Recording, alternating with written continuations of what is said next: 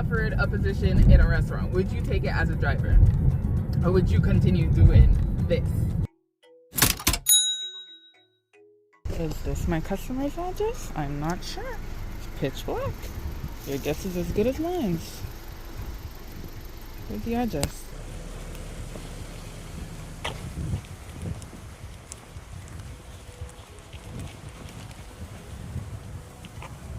Yeah, it's this one. The next day. You know what this means when this bad boy goes on. It's cold now. How exactly is $12, 11.5 kilometers on my way? The customer that I was delivering to, the original customer, lives not even a kilometer away from the restaurant. It was literally from one light to the next. But yet you want me to add on an additional 11.5 kilometers, DoorDash? Come on now.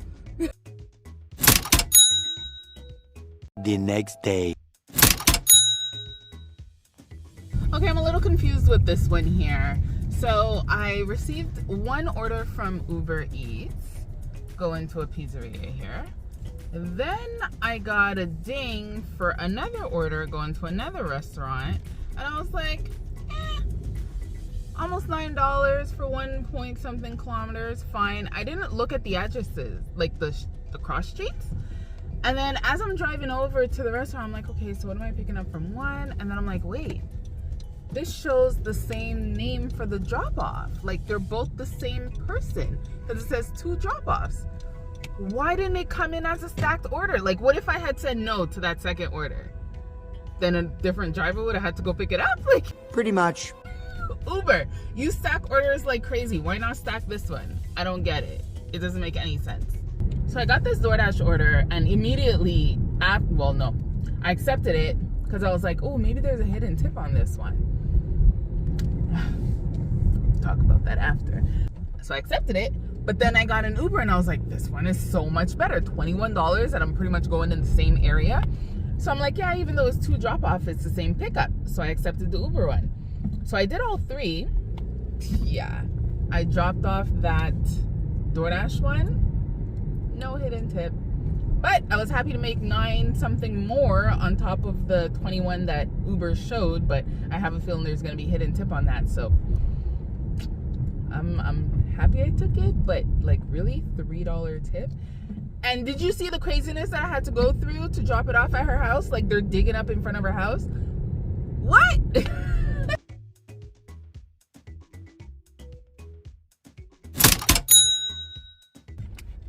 Story time.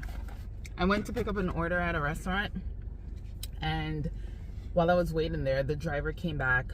Their delivery driver. And as he walked in, he's like, hey, Schmuck, where you been, man? You finally decided to come back. And I was like, that's pretty cool. Okay, whatever, you know. And then he's like, no, I followed direction. You told me to go to, and then he named 3 streets. So pretty much he went to one street, went to another, which was like further away, and then came back to close to the first street. So he's like, I followed direction. He's like, you know that air that's on this side, you need to unclog it, because I wouldn't have told you that. So then he's like, I followed directions. So the manager's like, maybe you should go work for Uber or something. And I'm standing there and I'm like, I know he knows who I'm here for. I was actually picking up an Uber. So he's like, maybe I should go for Uber. You know, you make your own hours. You come and go as you please. You don't go if you don't want to go. So I'm just standing there and I'm smiling. And then he goes, yeah, you would like that, eh? You got to pay for your own gas, though. So I look at him and I'm like, oh, that's true. So then the driver looks at me and he's like, I'm glad that we can entertain you, though. I'm like, thanks. He goes, we're looking for people if you want, though. I'm like, I need my own hours, though. So then he started laughing. The cashier starts laughing. When the cook starts laughing. And he's like, you see? So then the manager's like, yeah, but I'm sure she likes paying taxes, too. I'm like, well, I already had my own business and it was already paying taxes, so I'm kind of used to it already. I like the flexibility of my own schedule, but it was pretty funny. Like, now, if you were offered a position in a restaurant, would you take it as a driver? Or would you continue doing this? Let me know. I'm on a double order right now. I was sitting right in back of Mr. Puff's, and one of the orders was Mr. Puff's, the other one was Rockaberry, and it wanted me to pick up Rockaberry first. I was like, no, I'm not doing that. I'm gonna go to Mr. Puff's first. Yes, I might have to wait a little bit, but I'm not. Why would I go away to come back to then go down? Like, no, it didn't make any sense. So I picked up both, and now I'm on my way to the customer's house. It's a 16-minute drive. I was like, I'm telling you, I really debated not taking this order, but I was sitting there for at least 15 minutes with nothing coming in. Nothing, not even a ding, and it was bad. Nothing. So I decided to take this one. You never know, there might be a hidden tip.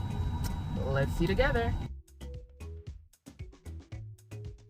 Tonight was a good night. I had a mix of everything today. I had some Uber, I had some DoorDash, I had some Cornershop. Didn't have any SkipTheDishes orders that I actually did because they all came in at no tip, and we're not doing that. It was really good to get those good stacked orders on Uber and get some really good tips on those ones as well.